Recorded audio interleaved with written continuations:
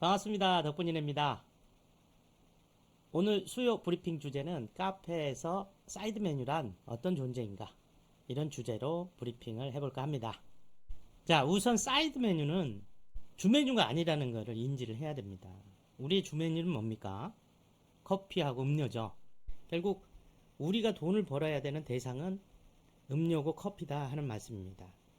카페는 커피를 많이 팔아야 성공하는 겁니다. 지금 드리는 이 말씀은 도시 카페하고 동네 카페에 해당되는 건데요. 야외 카페 같은 경우에는 보통 그런 걸 많이 하죠. 베이커리 카페 또는 브런치 카페. 하지만 막상 브런치나 베이커리에 집중을 너무 많이 해버리면 손님은 많을지 몰라도 수익률은 떨어지는 그런 아이러니한 현상을 겪게 되거든요.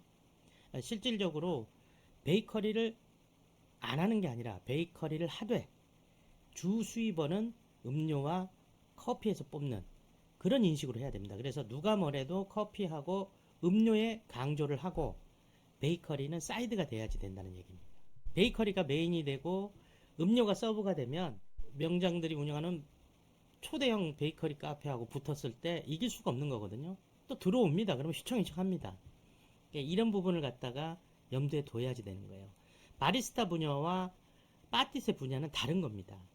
그래서 이런 식으로 인식을 하고 사이드 메뉴를 접근해야 된다. 큰 틀로 봐서는 그렇다는 얘기죠.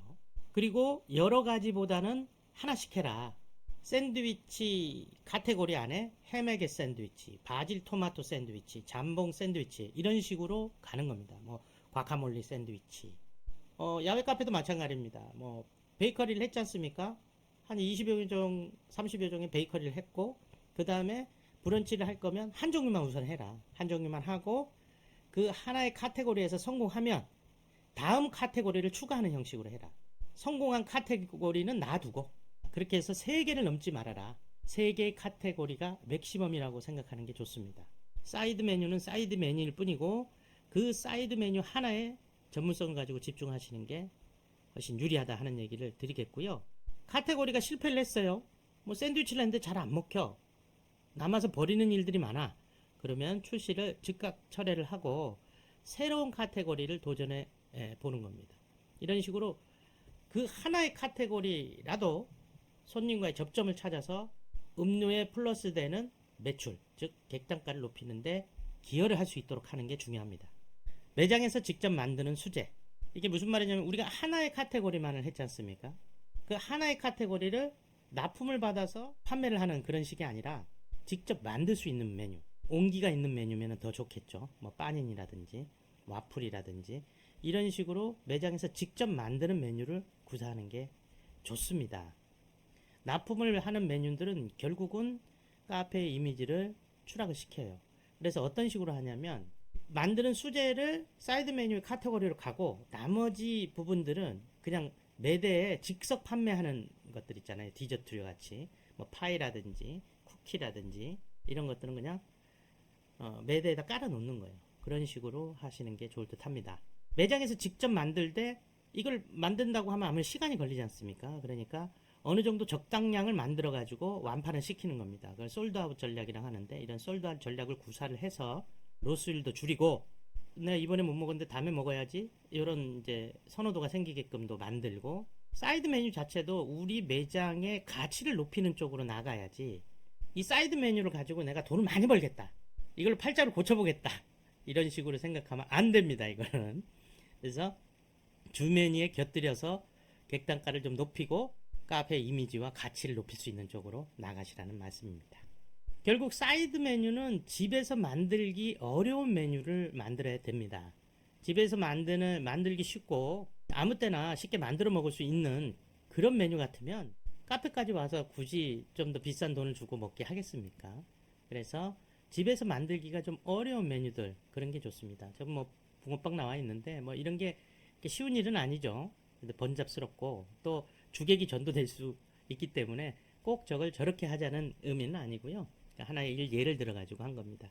조금 어려운 게 좋다. 그럼 어려운 것은 뭐냐? 보통 장비가 구입하기가 마땅치 않은 거. 그런 장비들을 우리는 구입을 해서 만들어주면 그것이 집에서 만들기 어려운 메뉴가 되는 겁니다.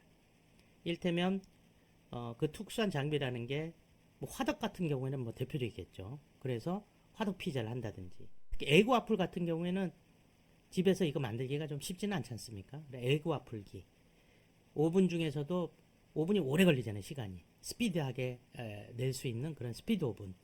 그리고 빠니니도 업소용 빠니니는 크고 대형을 넣을 수가 있거든요. 업소용 빠니니 그릴 같이 집에서 만들어 먹기 쉬운 소규모의 메뉴가 아니라 좀 전문가적 포스가 느껴지는 특수한 장비, 대형 장비를 써서 만드는 사이드 메뉴가 노동력을 줄이는데도 좋고 또 특별하게 느끼게 하는데도 좋습니다.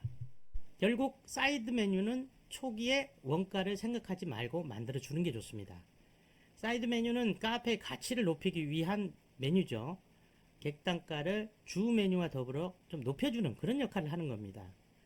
그래서 실질적으로 이게 나한테 큰 금전적 도움이 되고 장사의 성공과 실패를 가늠하는 그런 가늠자가 돼서는 안 되고요. 보조하는 수단의 메뉴가 돼야 된다는 거예요.